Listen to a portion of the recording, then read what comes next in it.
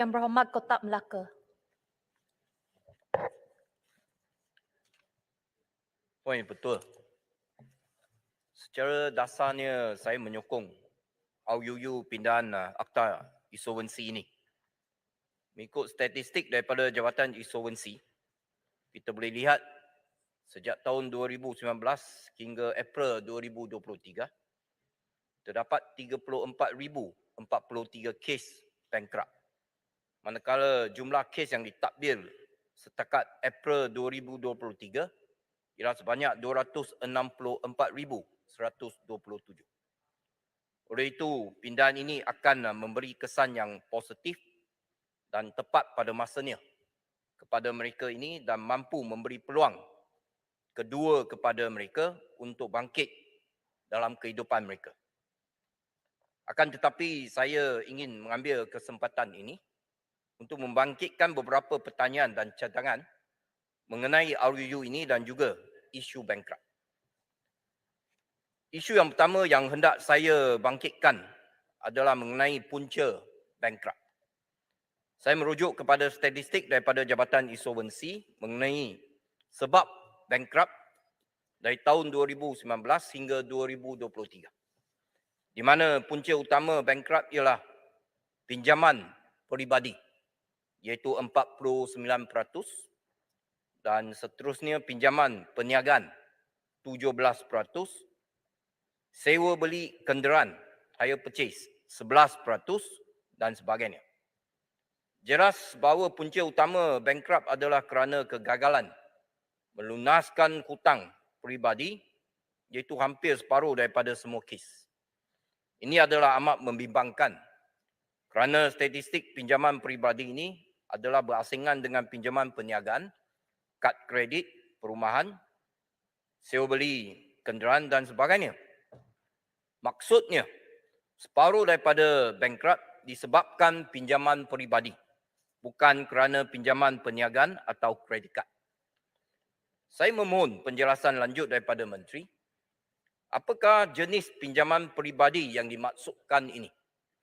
Adakah ia merujuk kepada pinjaman peribadi, personal loan yang ditawarkan oleh bank-bank komersial?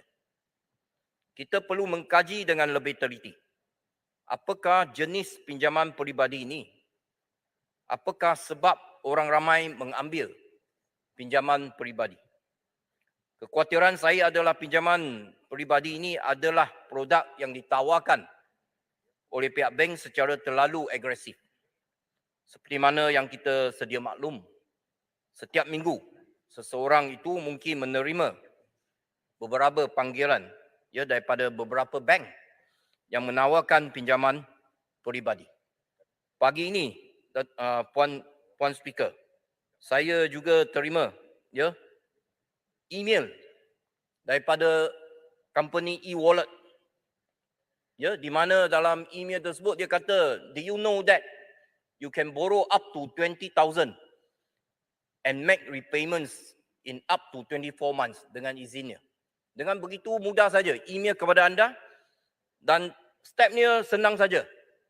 Pergi go pinjam, just bubur berapa amount yang anda ingin pinjam. Lepas tu dia akan proses dan dia kata accept the loan and the fund will be immediately disbursed into your e-wallet or bank account. Artinya begitu mudah saja kita boleh dapat pinjaman hari ini. Dengan tekan kepada handphone saja sudah boleh dapat pinjaman personal loan. Jadi maka perlulah kerajaan melalui Kementerian Kewangan dan juga bank negara melihat semula tindakan bank dan pinjaman peribadi yang ditawarkan oleh syarikat-syarikat e-wallet ini. Poin betul. Isu kedua yang ingin saya bangkitkan adalah mengenai dengan literasi kewangan, iaitu pendidikan kewangan.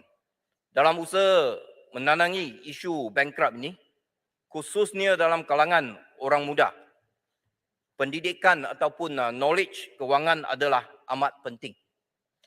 Saya masih ingat beberapa bulan yang lepas, apabila saya sedang berbual dengan seorang muda yang baru saja graduate, bekerja sebagai seorang engineer. Antara isu yang kita bincang adalah mengenai dengan kredit kad. Ya, orang muda baru keluar daripada universiti, biasa perkara yang pertama mereka akan pohon kredit kad. Saya amat terkejut apabila beliau memberitahu kepada saya, dalam ingatannya ialah kredit kad hanya perlu bayar jumlah minimum dalam statement pada setiap bulan yang dihantar oleh kredit kad company dan tidak akan dikenakan charge bayaran lewat. Berarti dia mereka ingat ya, setiap bulan hanya bayar minimum charges, minimum repayment saja. Dan mereka boleh elak daripada bayaran lewat bayar. Itu saja. Setelah menanya dengan lebih lanjut, saya tanya dia, saya dapati bahawa beliau tidak tahu ya, bahawa baki hutang kad kredit tersebut sebenarnya dikenakan kadar faedah yang amat tinggi, iaitu antara 8 hingga 12% satu tahun. Tambahan lagi apabila kos faedah ini dikompaun dari masa ke semasa, mungkin hutang akan terkumpul sehingga tak mampu dibayar. Ini adalah salah satu sebab kenapa banyak yang bankrupt kerana pinjaman peribadi itu. Pengalaman ini amat mengejutkan saya kerana seorang anak muda yang berpendidikan tinggi dan bekerja sebagai profesional kurang memahami konsep-konsep kewangan dan implikasinya kepada hidupan harian mereka. Apatah lagi seperti mana yang saya katakan tadi mengenai pinjaman peribadi yang ditawarkan secara agresif oleh pihak bank ataupun e-wallet company, mungkin ramai yang tertarik dengan wang segera ini dan tidak memahami implikasi kewangan ataupun masalah yang mereka akan hadapi di masa akan datang. Sebenarnya jika kita lihat kepada sistem pendidikan negara kita, di sekolah ataupun di universiti, kita ada belajar matematik, sains, sejarah dan sebagainya. Tetapi setahu saya, subjek tentang pendidikan kewangan ataupun knowledge about financing kurang diberi penekanan. Melainkan seseorang itu belajar accountant ataupun perniagaan. Maka saya memohon supaya pihak kerajaan dapat melaksanakan atau mencari strategi untuk meningkatkan kesedaran kewangan di antara kalangan orang ramai, khususnya orang muda. Poin betul. Poin yang ketiga yang saya ingin bangkit ialah mengenai dengan fee ataupun bayaran dalam urusan insolvensi. Saya merujuk kepada water kerajaan, iaitu kaedah insolvensi fee pindahan 2017 yang saya print out ini, di mana semua fee berkenaan telah disenaraikan. Saya merujuk kepada susunan C, perkara 1.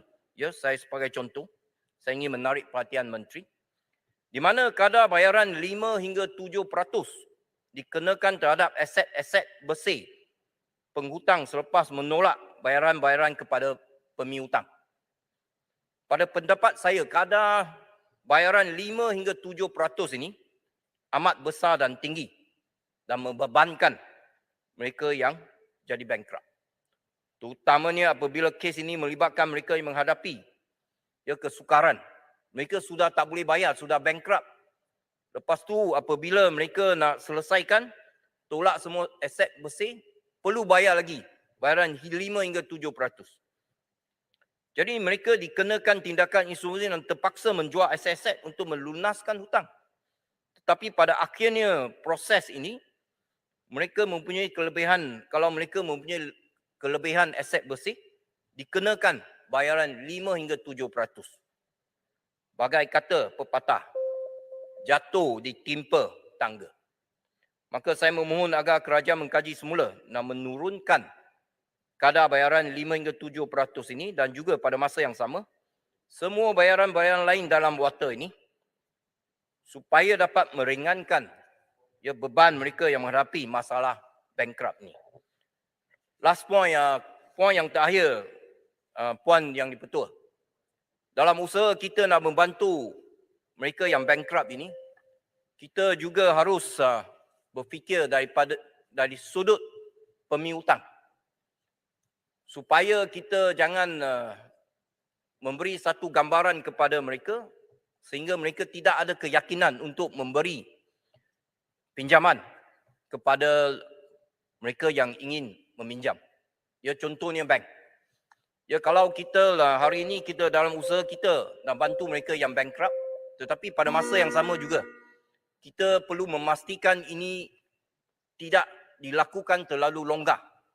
Sehingga kan akhirnya pihak yang meminjam itu mereka reluctant ataupun enggan untuk memberikan pinjaman. Dan jika keadaan ini berlaku, barangkali dia akan menyebabkan, ya, contohnya bank tidak mau memberi pinjaman dan akhirnya mereka nak pinjam ini akan pergi pinjam dengan alung dan ini akan menimbulkan lagi satu masalah kepada masyarakat dan negara kita. Jadi apa yang saya cuba nak sampaikan ialah kita perlu balance up. Ya, dalam kita nak bantu yang mereka yang bankrupt, kita juga perlu fikir masalah yang dihadapi oleh pemiutang. Dengan itu, sekian saja pembahasan saya. Saya mohon pencerahan daripada Menteri. Saya menyokong RUU ini. Terima kasih. Puan Yang Bertuah. Terima kasih Yang